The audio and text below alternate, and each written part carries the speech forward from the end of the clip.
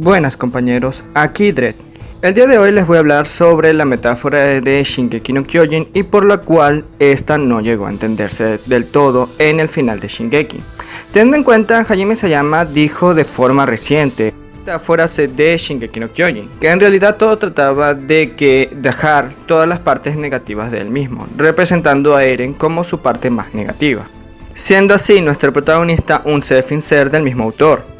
Aunque ya muchos decían que Eren era un self-insert del autor, a la final terminó confirmándose. Pero bueno, en fin.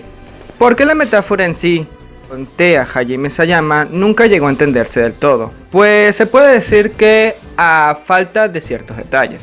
Es decir, antes de comenzar este video, eso sí lo tengo que decir, se me olvidaba, tienen que suscribirse y dar like al canal. Eso me sería de gran ayuda y una forma de agradecimiento a mí como creador de contenido. Así, sin decir más, vamos a comenzar. Acabo de explicar anteriormente, la metáfora de Shingeki no Kyojin trataba más que todo de dejar las partes malas del mismo autor, aunque también podría representarse y mismo también al mismo espectador, representando así en los personajes de Shingeki no Kyojin, pero en este caso estamos hablando en particular de Eren.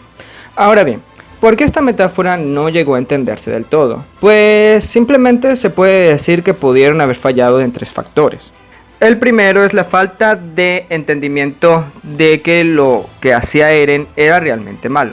Teniendo en cuenta, ya he dicho en algunos videos de que Eren estaba demasiado bien justificado. Es decir, todo lo que hacía Eren, por muy malo que sea, dentro del planteamiento del universo de Shingeki no Kyojin, técnicamente tenía buenos puntos por los cuales hacerlo. Es decir, el mundo de Shingeki no Kyojin era un asco tan grande de que prácticamente lo que estaba haciendo Eren se podría llegar a interpretar como que estaba defendiéndose. Naturalmente iba a matar de forma muy drástica a millones de personas para solamente dejar a la gente del paraíso. Y lamentablemente este es el gran parte del problema. Porque literalmente no vemos que lo que estaba haciendo Eren era del todo mal. Es decir, el mismo mundo o la misma humanidad era ustedes ya deben saber que al punto que lo que estaba haciendo Eren no era del todo equivocado, teniendo en cuenta, aún así que Armin nos plantease el punto de vista o la parte que se debe hacer correctamente en vista de diálogos y ese tipo de cosas, literalmente nada les garantizaba de la isla de que la humanidad terminase traicionándolos más adelante. Teniendo en cuenta, si analizamos este punto, Eren tenía razón en muchos de los actos que hacía, teniendo en cuenta de que estaban en guerra desde hace mucho tiempo con la humanidad, eran ellos o él. No es tanto como lo quieran pintar actualmente de que Eren era un líder totalitarios y xenófobos hacia las otras gentes. Literalmente fue forzado o obligado a esas acciones mediante al mundo en el cual vivían. Cosa que el mismo autor desaprueba en algunas entrevistas que he mencionado y actualmente.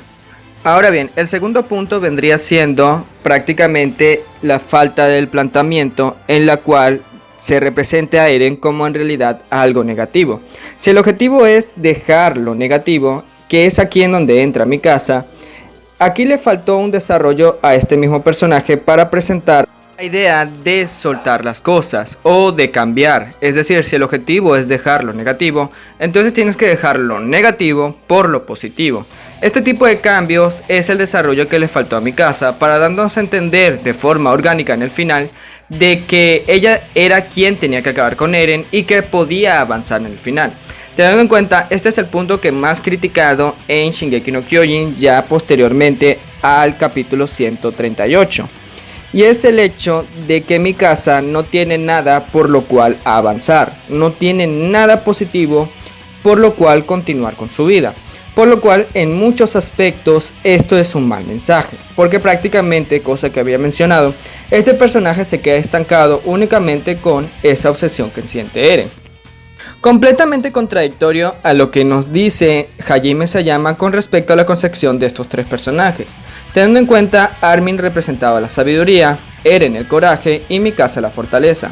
En estos dos últimos, Eren y Mikasa terminaron cambiando las cosas de una forma que en mi opinión fue muy drástica. Aunque en el caso de Eren sí pasó del coraje a la maldad y se sintió orgánico, teniendo en cuenta de que todo este tiempo siempre representó más que todo que coraje o valentía, representaba agresividad o rabia. Cosas que muy simplemente pueden cruzar la línea muy fácilmente. En el caso de Mikasa, que en un principio comenzó siendo un personaje fuerte, conforme fue pasando el tiempo se convirtió en debilidad.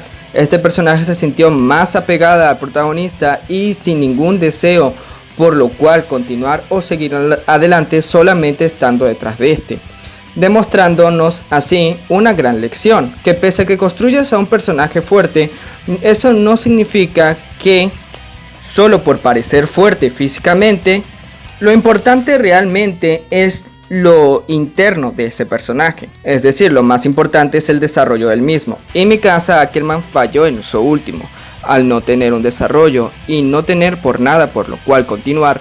Sinceramente se sintió mal en este final, y por lo cual nadie entendió o pudo interpretar bien este mensaje. Y vamos por el último punto, que es la parte que Hajime Isayama no pudo imaginar. Y aquí entran muchos factores. ¿Y qué es esa parte que no pudo imaginar Hajime Isayama? Pues algo positivo que reemplace a Eren.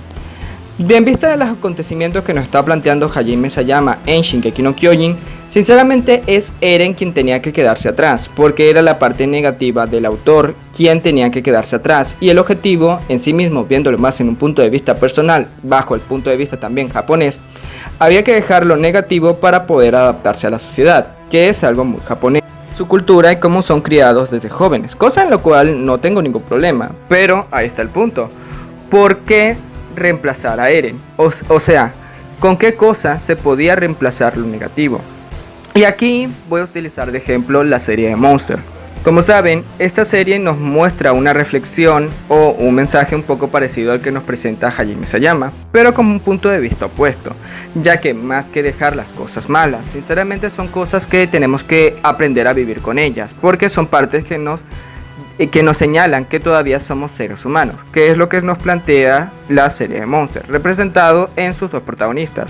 En su antagonista Johan, que representa prácticamente lo peor del ser humano, y en sí mismo lo bueno, en Tenma, que representa prácticamente las mejores cualidades del ser humano, según bajo la perspectiva del creador.